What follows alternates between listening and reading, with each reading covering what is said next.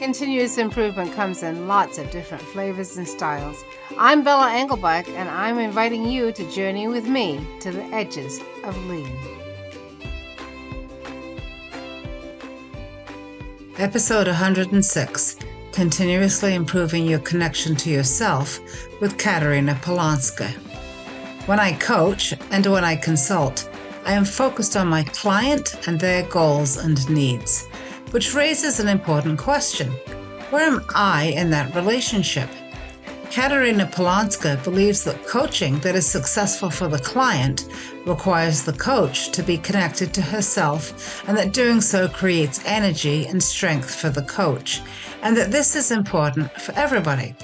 She joined me at the Edges of Lean to share her insights and how she helps her clients connect to themselves. Katarina Polonska, welcome to the Edges of Lean. Thank you for having me. It's really nice to have you here today. So Katarina, please introduce yourself to everyone.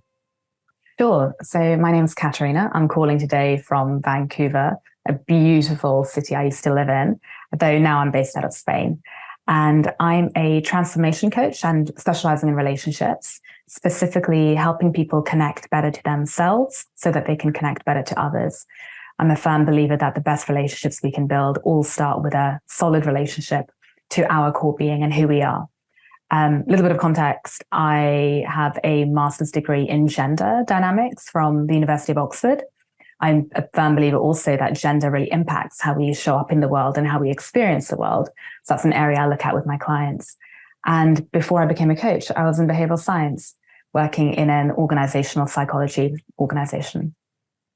So what was the thing that made you switch from working in an organization to becoming a coach? Was there a moment when you thought, oh, this is what I need to do? Yeah, good question. There was a moment. So I started working with the biggest coaching company in the world. They're a tech giant. Most big companies will be partnering with them. And I was helping grow their EMEA office out of London. So I moved from Vancouver back to London, started working for this coaching company. And one of the perks is that I got unlimited coaching. So as an employee, I was allowed to have as much coaching as I wanted. And I was going through a bit of a personal hard time. I didn't really want to be moving back to London. I moved back partly because of the Ukraine war. My dad's there, and there was a lot of heartache. So I started the coaching. And I think at one point I had about 4 different coaches. And all of them were incredible, so incredible and motivating and inspiring. And I found it almost even more powerful than therapy because I loved how present they were and how strategic they were in their thinking. And so that's really what inspired me to get out of corporate myself and build my own coaching and consultancy business. And yeah, here I am. That must have been incredible. So you had 4 coaches at the same time, or was it 4 coaches consecutively?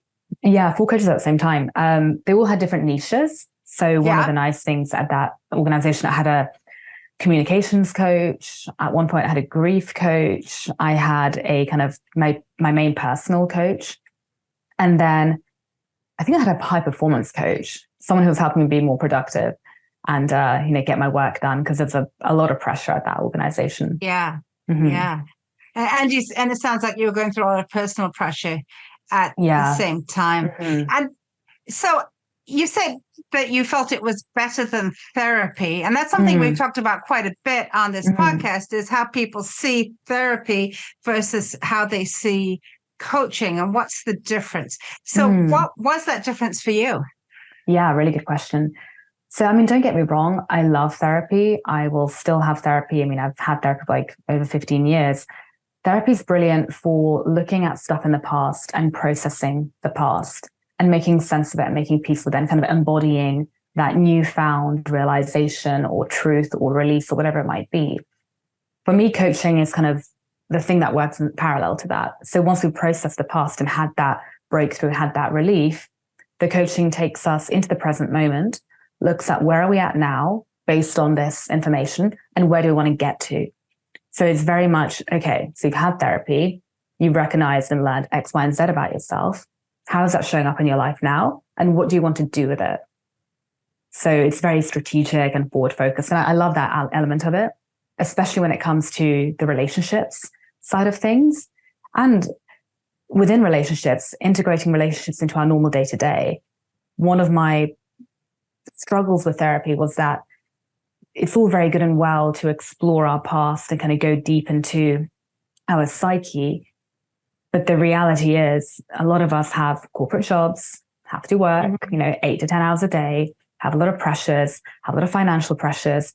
And actually, we can't just meditate all day or sit soothing ourselves or, processing the whole time. We have to actually kind of get on with things.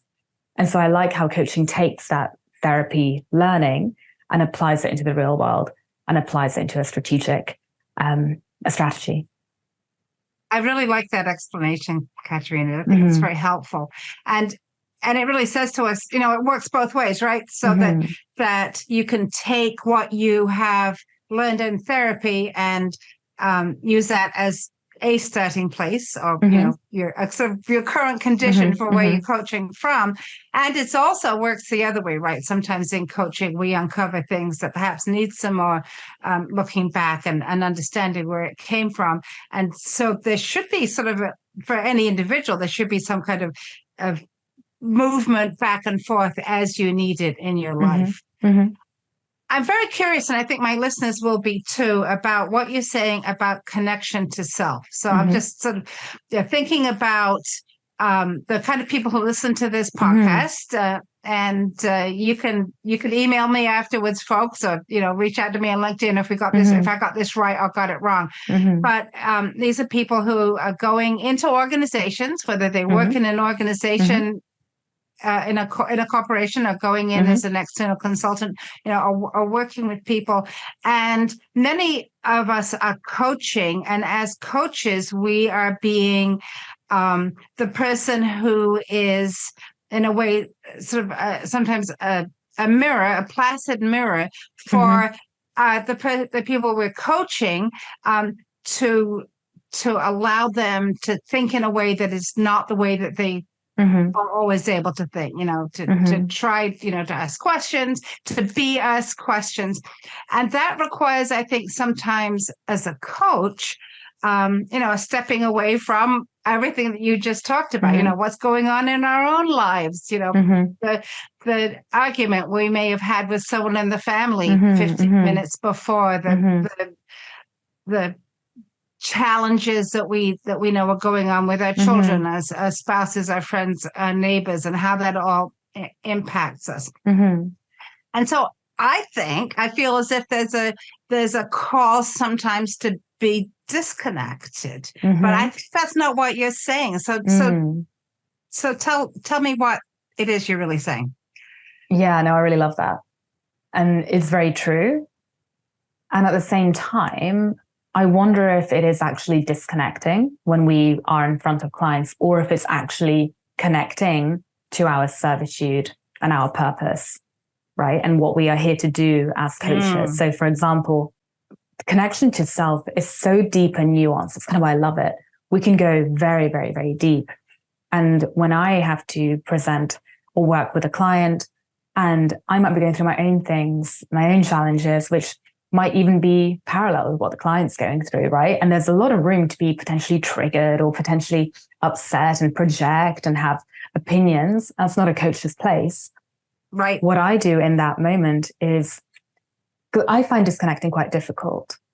As a bit of context, I've probably disconnected for a lot of my life, and that's led me astray. So what I do now is I connect to the part of myself that is in service.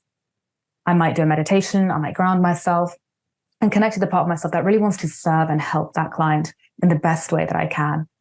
And that allows me to get out of my own way and be that blank canvas, that mirror that can help them. Does that make sense? So I think it does. But what you're saying is then that work has to be done to really understand your purpose. So when you say, Katerina, that you're connecting to that part of yourself that is of service to others, that's not something I think that you arrive at, quickly. One morning you wake up and go, I want to be of service to others, and the way I'm going to do it is coaching. There's a lot of work, I would imagine, that went into that. So can you tell us a bit more about that? Yeah, that's again, a really, really good point. And I think that's why there are some coaches who are going to be great and some who might realize that it's actually not for them. And actually, they might get drained, right? I've met plenty of coaches who find coaching actually very tiring and draining. And I think that's probably because it isn't in alignment with who they are authentically and what their quote unquote purpose is meant to be on the earth. And our purpose can change as well. For me, where it came from was, I think most of my life I had a sense of I want to help people. I just didn't know how. And after I finished my master's degree, so I was an entrepreneur in my kind of first career in the wine industry. So helping people through having fun. I don't know what I was doing there. It was fun. But then when I went back into my master's and I did gender studies, I was really passionate about gender justice and helping women, especially women in the global South. And that was like my purpose back then. And what I realized as I started channeling that was there's only so much I can do from, my office in London or my office in Vancouver if I'm trying to affect and help women in the global South. Like, it was kind of very limited. And how much do I know what I'm doing is actually really helping them? There's such a disconnect from people's voices and the help that's being sent out. So I got a little bit, not disillusioned per se, but began to question if that's actually the best use of my time, because I began to burn out and I began to feel that I'm not really connecting with the people on the ground that I'd like to connect with. And so it was really an iterative process of sense checking and connecting to myself as I worked my way through my career to see, where do I feel most inspired and most enlivened by my client interactions, and where do I feel quite drained? And that's what made me realize that when I was working for that big coaching company, they were a great company. I just didn't like my role there. I felt tired. I felt a little bit drained. And the reality is I was only working about 8 hours a day. I was getting paid a really great amount and I lived in a great city and I had everything going for me. And yet I would finish the day feeling a little bit demoralized, a little bit defeated, a little bit isolated, burnt out, essentially. And that's what gave me that cue that, okay, something's not working here. I'm clearly not connecting with the right people and I'm clearly not fulfilling my sense of purpose. Because we know, psychology shows that when we're connected to our sense of purpose, we have more energy, we have more flow, we're more enlivened in our psyche. So it was really an iterative process. And then when I started coaching and started working with clients, I was like, oh, I don't know why people think this is draining. This is great. I didn't feel drained. I feel really energized. After every client session, I was really energized. And actually, final thing I'll add, as I began working with clients one-on-one, I began to notice as well that certain conversations weren't as uplifting as others. Not because the client's necessarily bringing happy stuff, but the topic of conversation. So I originally started working with people on issues like productivity, managing, delegation, upskilling, self-enablement, all this stuff. I still enjoy that, but it didn't give me that same sense of boost and energy and kind of zest as working with people on their relationships, whether it's relationships to self or their relationships to others. That was a topic that I found, okay, not only am I good at this, but it feels easy and in the flow for me. And so I think that's where I need to focus. So that must have taken a lot of attention to yourself, right? To you, how you were feeling before you went into coaching. Am I feeling anxious about this session? And afterwards, how you were feeling. So were you noting this? Were you making coaching notes for the client and then coaching notes for Katerina? How did you keep track of that? Yeah, good question. So honestly, I think this is something that became a bit of a default with me. It was something I've been working on for so many years. And because I was a job hopper in my early 20s. I was in a different role every year because I couldn't find something that fit. So I became quite good at sense checking. Okay, how do I actually feel about this? What's actually coming up for me? And if it's fear that's coming up, what is that fear trying to tell me? It might be that there's simply some knowledge that I need to gain or some missing gaps of information that I need to get. Once I've got them, then the fear goes away. But it might also be that my gut instinct is telling me that this is actually the wrong thing for me to do. So I became quite good at just checking in with myself. I should also add that I'm a mindfulness teacher. And I've been meditating for a very long time. So it comes to that kind of being still, sitting with myself, letting things come up.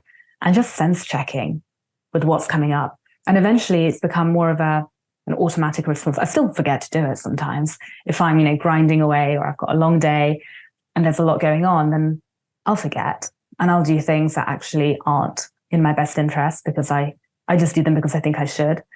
But generally speaking, it's become more of an automatic response. So you've trained yourself in a way to do that. Yeah, absolutely. Over the years. Yeah. So, Katerina, when you say that connection to yourself, is that what you're meaning? It's that response, which sounds like for yourself, that you trained yourself to pay attention to it and to track it and to act on it. And sometimes you forget, as you said. Is that what you're talking about? It's that not ignoring who you are physically and emotionally as you're doing your work. What stops us from doing that? Where along the way do we learn not to do that? Because I think if you watch, sort of a 4-year-old, right, they're very connected to whether their tummy hurts or if they're angry. But what happens along the way that we lose that ability to do that? Oh, so many things. And I think if we're going to be really radically honest, we're probably still very disconnected from ourselves, truth be told. What happens along the way is societal, cultural upbringing and pressure, I would say. So we especially the rational kind of high achieving, intelligent types who see the world, make sense of it and recognize, okay, there are some people who do well in the world and some people who don't. And the people who do, right, they go through these different hoops. They do these different things. They climb these different ladders. And so from a young age, we're socially conditioned into doing things we think we should to get to results that we think we should have because we were told that this is a good idea and you should get married, and you should have this job, and you should have a car, and you should have a home, and blah, blah, blah. And so we just disconnect. We disconnect from our bodies. We disconnect from our connection to the earth. We disconnect from our connection to the things around us. We just live up in our heads a lot of the time. Like one of my coaches, she was like, you live from the neck up, constantly up in the head, just up in the head, and constantly being logical and rational and analyzing everything and making kind of scientific sense of stuff without actually listening to how the body feels. And the body's important because the body's actually the thing that's taking in the environment around us, right? So the body's taking all that subconscious information. And that's why listening to our anxiety, listening to our fear, listening to our gut instincts is really important, and being able to actually tap into that. But yeah, to me, it's just the disconnect from that because of, unfortunately, society. But isn't there a challenge? And I think it's especially a challenge for women. And I'm going to delve into what you've learned in your gender studies work, that the part of it is about whether or not we are physically connected or we feel what's happening in our body. It is a problem for us if we display that in any way. Is that, do you find that's true? And is it, 100%. I mean, it's definitely true for men, right? Men, but I feel, having spent a lot of time in corporate America, that it's true for women too, that any, display of I might be feeling anxious about something, outward reflection of what's happening inwardly can be, or we perceive it as being dangerous, which makes us more likely to shut that down. Am I just 100%? At least that's my experience. Yeah, no, 100%. There's like two things going on here. Well, first of all, I can't remember what study it was, but I remember reading a study about how female leaders who actually do trust their guts and they do trust their intuition, but generally more competent and more successful than male counterparts who are purely strategic. Because again, you're accruing so much more information around you than just depending on your brain, which can be hijacked half the time by conditioning and repeated messages from outside of us. So it works. Like listening to ourselves works. But as you said, because of, unfortunately, systematic patriarchy, we've been conditioned that showing any vulnerability, any fear, any anxiety, any kind of second guessing of a situation is going to appear as weakness, and weakness is bad, right? And so, of course, we naturally learn that because we're smart, intuitive beings and say, okay, well, to survive in this society, I'm not allowed to show weakness. And so then a lot of women go into the opposite end, where they become very hardened, very rational, very strategic, very cutthroat, and very disconnected from kind of the humanity of what it is to inhabit a human body, let alone a female body. And the other thing that's happening is, specifically with women, from birth, we are conditioned within our bodies to hold up and to enact a certain way of being that men aren't.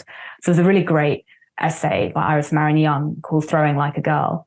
And she talks about how, there's a way that a girl throws, which will be kind of like typically weaker, and the way a boy throws, which will be much more boisterous and full-bodied, and he'll extend his arms and it'll take up more space. And she comments on how, literally from a developmental point of view, women aren't allowed or aren't conditioned to develop the full muscular function that a lot of boys are. We are told that we have to cross our legs, stay small, wear tight-fitting outfits that actually constrict our breathing. This is kind of going deep into 70s feminism. But the point is, we're not allowed, or haven't been allowed, to fully take up space and to fully be. And so there's a natural constriction there, which leads us to be, again, more up in their head and more disconnected from the wisdom of what's going on around us and connecting to that. That reminds me very much of a coaching that I received on presentations where the coach, who was a woman, said one of the things that she sees women do on stage is to make themselves small, and not take up the space. She said, if you watch a man presenting, well, it's the same thing you were talking about with throwing a ball. A man will be extending his arms. He'll be taking his space on the stage, or women will be standing there, perhaps even not even standing on so they're 2 feet, standing with one foot in front of the other so they look thinner. And so that is, I think that conditioning does exist, that we 100%. You're supposed to take up less space, just 100%. Whether or not we believe it or our mothers believed it, I think we absorb that just from 100%. Growing up and for what we're told. 100%. And in addition to that, I'll just add, female bodies are typically, from a kind of biological point of view, they're typically softer, they're more fluid, they're more messy than masculine bodies, which are more structured and tight and kind of more corporate. And society typically does value the disciplined, the structured, the corporate, the rational, the logical. Linguistically speaking, kind of philosophically, it doesn't really like the messy, the hormonal, the fluctuating, the fluid, which is unfortunately, from a biological point of view, what women's bodies are made to be. And so again, another piece of conditioning is that we're taught from a very young age that it's not safe or respected. It's not going to help our careers if we're connected to the female body. We have to be more disciplined. This is why anorexia is such a big thing. I had it myself and I studied it a lot at Oxford, but this is why anorexia is such a kind of logical conclusion of the type A female, because through anorexia, you discipline your body. You might even lose your periods. You become very angular, very structured, very kind of contained and compact and lean and strong. And you display this kind of mind over body control that, again, society really values. And so, of course, a lot of women do that on a subconscious level. It makes complete sense. It's not respected to be kind of fluid and messy and organic. That's not something that our capitalist structure really likes. But we are still all those things, right? Right, completely, right. And for those people who are dealing with anorexia, then what they're also dealing with is they're really harming themselves. Absolutely, at the same time that they're trying to fit into sort of a box that they perceive is the box they should fit into. All right, so I want to go somewhere now, Katerina. I don't know if this is something you want to talk about, and the men who are listening, you can decide if you want to listen or not. So one of the things that I think is really interesting about women in who are working in corporations or anywhere, and as you already mentioned periods, is that we're not supposed to actually have periods, right? Or to have to deal with them. God forbid, right? And you've got to sit through the 3.5 hour meeting, the 4 hour meeting. And I'm past those days now, thank goodness. But all right, everyone, you all know. But having to carry it. Like I used to carry a big bag around with, with supplies in and things like that. And if I was having any kind of issues, I never told anyone about that because Absolutely. even though I personally had to be in touch with what was happening with my body, I could not tell anybody about what was happening because I thought I would be perceived as being weak. And I think it's such a challenge for women. For sure. Now. And, for sure. And it's, and it disconnects us from actually very real gifts of what it is to be inhabiting a woman's body, because actually, again, there are certain things that do happen according to our cycle and based on our biology. There is more empathy and compassion and potentially intuition around certain moments. These are all really good things, especially in a corporate environment where you have to make quick decisions and sense check the world around you and kind of attune to what's going on and make these decisions. Sometimes you don't have time to make a logical framework, structured decision. And actually, again, the data does show that this kind of decision-making can work wonders. It's just we have to harness it and use it in a way that's actually empowering rather than fearing it and suffocating it. Because when we suffocate it, more suffering happens. For what purpose? Yeah.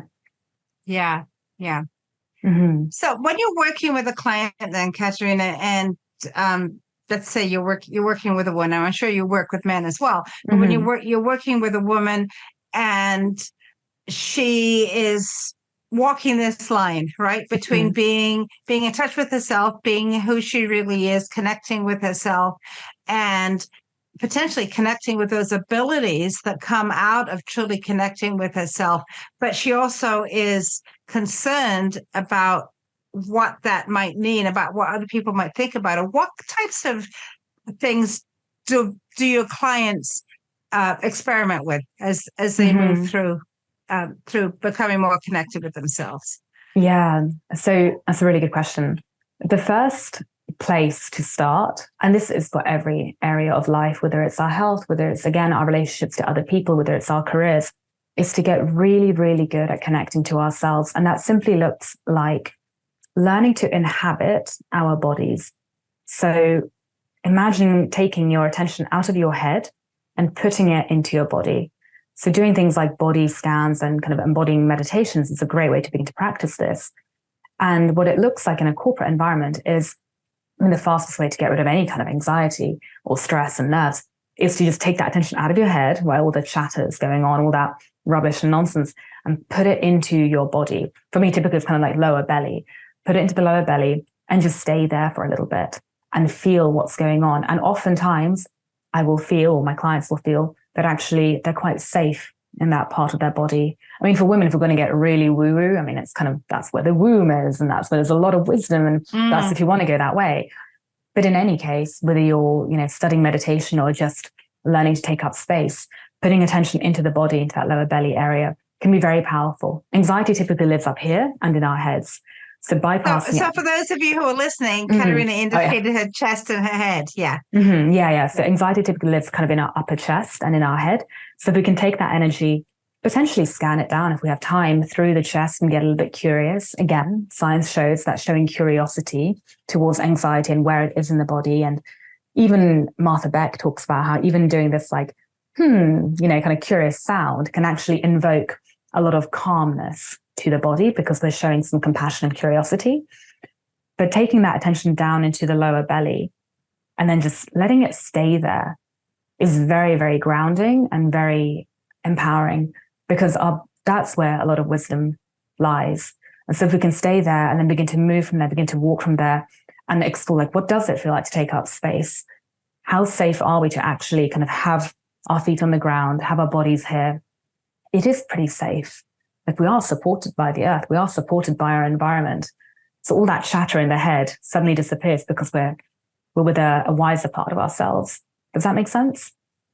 Yeah. So you're what you're doing then, I think, is you're connecting, but you're saying you're also connecting to the earth or the floor you're standing on, and not about what, like, as you said, the chatter in the head. And then there's that free up your mind then to do the kind of thinking or decision making or listening that you need to do for whatever it is the situation is come, because you put the other stuff in a safe place. Exactly. One of the fastest kind of hacks, and I'm just giving kind of faster tools here, but is to take that attention out of the head into the lower body and just keep it there for a few minutes and breathe from that place. And just let your attention wander around your body and what it feels like. Begin to notice, how does it feel to take up space? How does it feel to be standing here or sitting here? How does my body actually feel? And just even attending to that calms the nervous system down quite a lot. And when we calm the nervous system down, then our mind begins to expand and we can begin to think more clearly, rather than having that kind of constricted, tight headspace where the thoughts are chattering. We're very disconnected from the neck down, and we're just living in this tiny little bubble in our heads full of stress and anxiety and societal rubbish and fear and all of that nasty stuff that we don't need. And all the rest of it. So, but when you're talking about connection to yourself, is it there's more to it than physical connection? Is there? Yeah. So ultimately, I mean, that's kind of the first step. The second step is really to get comfortable getting curious about what's coming up for you as a human being. So what's coming up will typically be coming up in the body. So again, we might have some thoughts in our heads. I might be thinking, I need to go for this job because it's going to be a great job opportunity for me. But in my gut, in my body, I might be feeling anxiety and fear. Now that anxiety and fear, typically society would want us to ignore it and just kind of push through, or run, one or the other, right? But actually that anxiety and fear can have a lot of wisdom for us about what it means to take that job. And so if we can get comfortable being in our bodies and learning to get curious about, okay, that anxiety, where is that anxiety coming from? Is it actually a past projection from the past? And actually every time I apply for a job, I haven't got it. And so now I just have this fear response to getting a job. Is it actually because my gut's telling me that there's something a bit off about this organization and I should look at that? Is it because maybe I don't have a good rapport with the person interviewing me and there's something around that I need to look at? Or is it simply, I'm actually just really excited and it's not anxiety at all? And so getting a bit curious about, like, where is it coming from? Is it just a fear of change? In which case, that doesn't really mean anything. We all have a fear of change. So you are safe to go forward. Maybe you need to give yourself some comfort and reassurance and some stability, but you're still good to go for it. Whereas if the anxiety is coming up because actually this isn't an organization that will be good for your career and something's telling you that it's not, then probably you shouldn't go for that job. So getting curious can reveal different insights that we are picking up on the whole time that we often dismiss.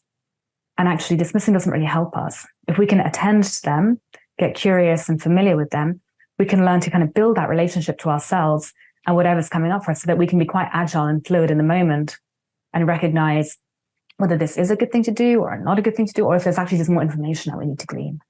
Does that make sense? I love that. It's really helpful, Katerina, because I think a lot of people say, well, you're in that situation, you should listen to your gut. And I think when people say that, they're saying, well, if your gut is telling you something's off, then something's off. But what you're saying is, well, be curious about that. Why are you having that feeling? And from a lean thinking perspective, then what we could say to people is, or say to ourselves is, well, if we're not sure, what sort of experiments can we run? What questions can we ask? What can we find out to see, is it this way or that way? And it might be as simple as thinking something through. It might be as simple as asking an additional question. Or, doing a little bit more research about the company if it's a job situation, or talking to someone who already works there. I mean, there's so much more that you could do But what you're saying is it's not just about listening to the gut. It's about having curiosity about why your gut is telling you that. And I think that's really great, because I think the other thing is, sometimes when and you talked about this, it's a reaction to something that happened in the past. The way that our brain remembers things is a brain will remember the amygdala will remember the pain, right? But it won't necessarily be accurate about the cause of the pain. Exactly. And that's a really good point at which further curiosity and exploration is valuable. I think what you've just said is really very helpful. I appreciate it very much. Thank you. Curiosity is a game changer, right? Curiosity brings inherent compassion to the practice. And we know that compassion and self-love and blah, blah, blah are all good things. They're typically hard for people to just learn. So if we can practice curiosity, we're kind of already beginning to do that. And we're getting the added insight of going deeper into what's coming up for ourselves so that we can actually begin to solve for it. So yeah, my curiosity is great. So when you're coaching people, do you often see that there's a point at which they suddenly have a breakthrough and they come back to you and they say, Katerina, you won't believe this amazing thing that happened? Do you see that? Yeah, absolutely. And it can show up in different ways. It can show up in, I'm trying to think of some examples, but it can show up typically in just a sense of a situation or a reframing of that situation. So again, very often there'll be, and I see this a lot with the hardworking high achievers that I work with, but they might be, a co-founder or a founder, or they're applying for jobs, whatever it is, and they'll be going hard at it, very, very systematically, very strategically, and kind of pushing themselves to do it. But then they find that their motivation's down, or that they're not being very productive, and they can't seem to get the work done. And they're like, I don't know what's going wrong with me. I'm sleeping 8 hours a day, I'm eating well. I've got my structure, I've got my desk, I'm here, but I feel lethargic. It's just not working. I don't know why. And that typically will tell me there's a disconnect going on. There's going to be a disconnect going on where they are disconnected from either some message within that maybe they're going into the wrong direction for them. Maybe they're not really feeling the purpose of what they're doing. Maybe they're neglecting their own needs. There might be something that's getting in their own way. And so that's when getting curious and connecting and helping them kind of begin to discern what's really going on with them will allow them to get that insight that they then need to act upon, and suddenly motivation and productivity comes back. So that's kind of the simplest way. They're getting that recharge that they were looking for. Exactly. Yeah. Recharge or realign, right? And that was what happening with me. I was like, I don't know why I'm not feeling so energized by this. I should be. And that's when, again, connecting to myself, I was like, okay, yeah, all right. I see where I'm going wrong. Yeah, and where's that should coming from anyway? Exactly. According to who? Yeah. Mm-hmm. Wow. So is there a third step? You talked about a first step and a second step. Is there a third step that we should know about? Yeah, the third step is to act. So by act, what I mean is when we think about building a relationship to ourselves, we can build a relationship by beginning to connect with ourselves and see what's coming up. The integrity piece to that relationship, the piece that really builds that trust, is going to come from acting upon what comes up for us. So if I have an intuitive insight, for example, or I have a sense about something, great example. So I've applied for jobs in the past where they seemed like a good decision. They seemed like a healthy, rational, strategic choice that would help me climb a career ladder, get a pay rise, blah, blah, blah. And yet my gut was feeling a little bit off. I would feel either a little bit anxious, and not because I was underperforming, I was flying through the interviews, but something just felt a little bit like, something just doesn't feel quite right. And had I knew it was coming off me, had I actually listened to that and actually acted upon that, I would have strengthened my own self-trust. Because really what I would be telling my body at that time, telling myself on an internal level at that time, is that I'm safe to bring up insights and I'm actually going to do something about them. And it's in the act of doing that I complete that kind of cycle of integrity, that I'm actually following through. When I didn't follow through and I didn't actually do anything different, I was just like, just ignore it. I'm probably just anxious, ignore it. And I went ahead. That directly erodes self-esteem, self-efficacy, self-trust, all the things that we want. So the third component that's really important is to actually do something. And that doesn't mean that you have to do something drastic. Doing something based on a gut instinct might feel quite scary, right? Especially if it feels like it's kind of going in a different direction to what we think we should be doing. So I always talk about micro actions. It's not about doing something drastic, quitting your job or not applying for that job. Micro actions are simply, okay, if something's coming up for me and I'm feeling a bit uneasy about X, Y, and Z, what is the smallest thing that I can do to begin to test that hypothesis and begin to actually give myself some reassurance? And that might look like getting more information, as he said. It might look like talking to someone. It might look like maybe not going for it after all, but doing something, some action will help build that muscle of self-trust, which will directly allow us to bring up more connection to ourselves and more insights. And it's kind of this like lovely cycle that we strengthen that connection and relationship to ourselves. And the things become easier. We can make decisions faster. We can sense check faster. Does that all make sense? What I hear you saying is that we can actually build our own trust in ourselves. Because if we do this, then what we're going to do is we are going to become reliable for our own selves. Exactly. In the same way that we expect to be reliable for our clients or the people that we're in relationships with. If I said, if you said to me that you were unhappy about something, and I said, well, what's going on? I was curious about it. And then I helped you with that particular situation. Doing that for ourselves is extremely important. And I just want to go back to, again, what we were talking about with the gender thing. Many times I think as women, we're socialized to put ourselves last, right? So everybody else gets what they need before we take care of what we need. And at least I think, again, that's been my experience. That's a should that I've absorbed over my life. This is what I should do. And what I hear you saying is that's actually not helpful.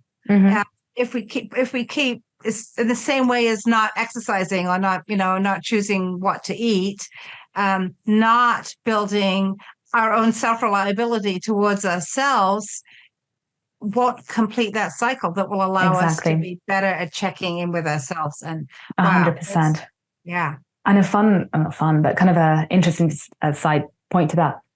When I hear people tell me they have trust issues or they don't trust other people, that's sure, stuff might have happened in the past that broke that trust. I mean, I've certainly had that myself. And at the same time, the fastest way to healing that lack of trust in others is to build the trust in ourselves.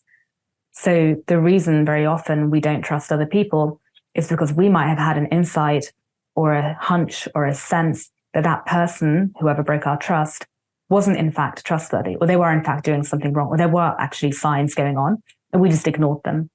And in the act of ignoring, we broke our own trust because we dismissed ourselves. And therefore, naturally, we can't really trust other people, because how can we trust other people if we can't trust ourselves to protect ourselves with other people? Yeah. That's an incredible insight. Thank you. Yeah. Katerina, how can people find you if they want to connect with you, talk more, spend more time with you? Yeah, sure. So I live on LinkedIn. I'm normally on LinkedIn, which I'm sure you'll have in the show notes, and then my website. So www.katerinapolonska.com, and then just drop me an email or book a call. I love connecting with people, so very open to it. That's terrific. So what's your one piece of advice for a young person starting out? Learn to start connecting with yourself.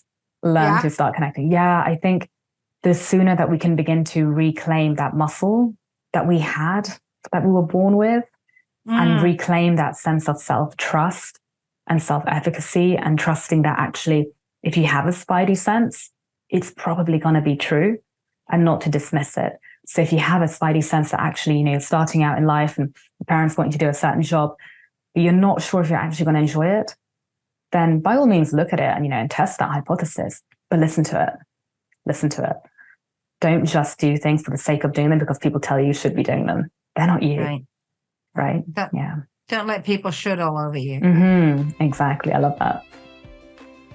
Katarina Polonska, thank you so much for traveling with me to the edges of the lean. You're so welcome. This is Bella Engelbach, and I'd like to thank Katarina Polonska for being my guest at the Edges of Lean. What did you learn from this conversation? What ideas did it spark? And how do you connect with yourself? We would love to hear from you. You can find Katerina at katerinapolonska.com and on LinkedIn as well. Find me on LinkedIn or at leanforhumans.com, or comment wherever you watch or listen. And check out my friends in the Lean Communicators community at leancommunicators.com, where you will find lots of great new content every week. The Edges of Lean is written and produced by Bella Engelbach with support from Podcast Inc. This is a Lean for Humans production.